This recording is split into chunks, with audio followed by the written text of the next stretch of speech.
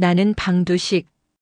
35년 동안 한 직장에서 성실히 일하다가 정년 퇴직을 맞았다. 젊을 때는 퇴직 후의 삶을 그리 걱정하지 않았다. 열심히 일하면 노후는 저절로 편안해지겠지라고 믿었다. 하지만 현실은 달랐다. 퇴직 시기 끝난 날 나는 가벼운 마음으로 집에 돌아왔다. 이제 늦잠도 자고 여행도 다니고 하고 싶은 것들을 하며 편히 살 거라 생각했다. 그러나 몇 달이 지나자 점점 불안감이 밀려왔다. 경제적인 문제는 예상보다 심각했다. 퇴직금은 한순간에 큰돈처럼 보였지만 막상 생활비로 써보니 얼마 가지 않았다. 국민연금만으로는 생활이 빠듯했다. 아내는 생활비 걱정을 하며 나에게 다시 일자리를 알아보라고 했지만 내 나이에 마땅한 일자리는 없었다. 집에서 시간을 보내는 것도 쉽지 않았다. 하루 종일 TV를 보며 시간을 때우다 보면 시간이 너무 느리게 흘렀다.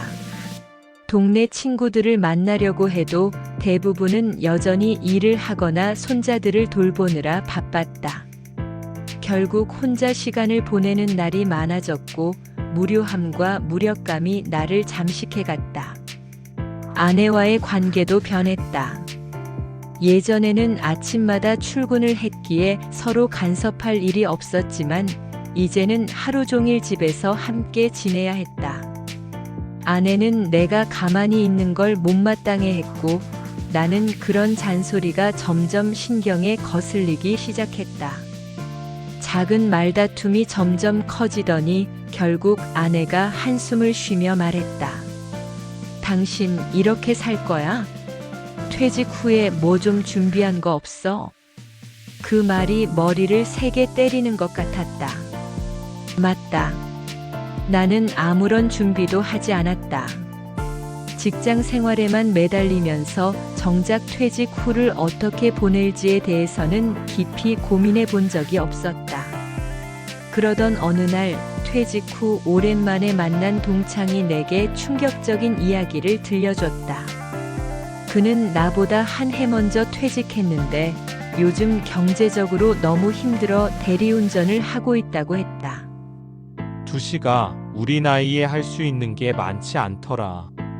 몸이라도 건강하면 다행인데 나도 허리 아파서 오래 못 뛰겠어. 그는 술잔을 기울이며 한숨을 내쉬었다.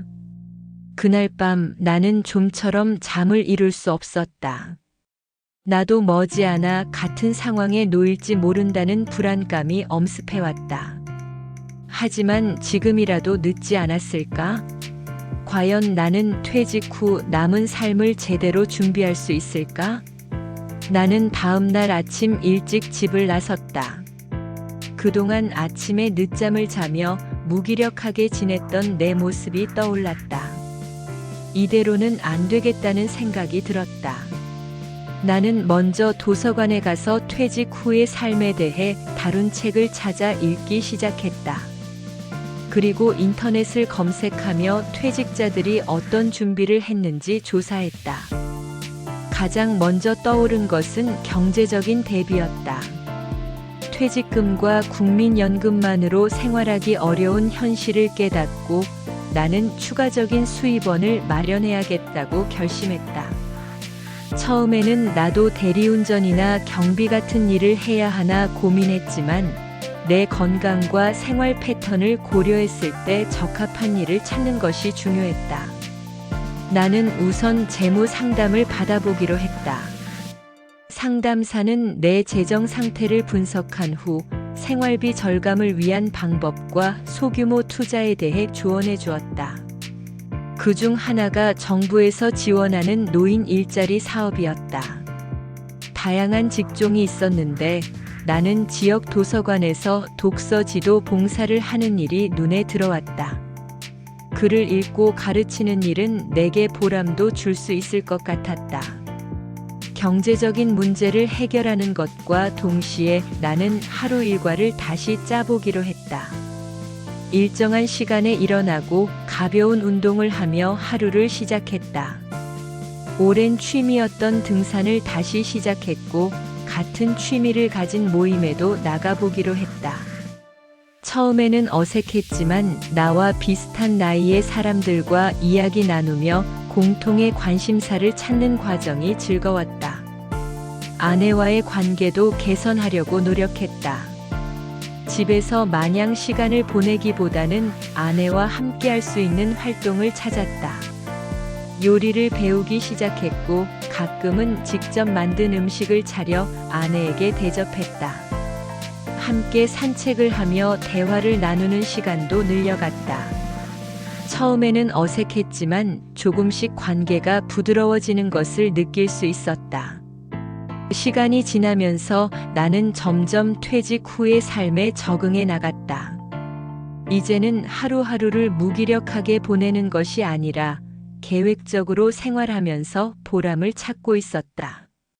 퇴직이 끝이 아니라 새로운 시작이라는 것을 깨닫게 된 것이다. 퇴직을 앞두고 있다면 미리 준비하는 것이 중요하다. 재정 상태를 점검하고 추가 수입원을 고민하며 하루 일과를 계획하는 것이 필요하다. 또한 가족과의 관계를 원만하게 유지하는 것도 간과해서는 안 된다. 마지막으로 새로운 취미나 봉사활동을 통해 사회와 연결된 삶을 유지하는 것이 행복한 노후를 위한 중요한 요소라는 것을 잊지 말아야 한다. 나는 이제야 비로소 퇴직 후의 삶을 즐길 준비가 되었다. 그리고 이 글을 읽고 있는 당신도 너무 늦었다고 생각하지 않았으면 좋겠다. 지금부터라도 하나씩 준비해 나간다면 퇴직 후의 삶도 충분히 행복할 수 있다. 지금까지 마음다락에서 준비한 사연이었습니다. 더 많은 이야기가 궁금하시다면 구독과 좋아요로 마음다락을 응원해주세요. 다음 시간에도 깊이 있는 이야기로 찾아뵙겠습니다. 감사합니다.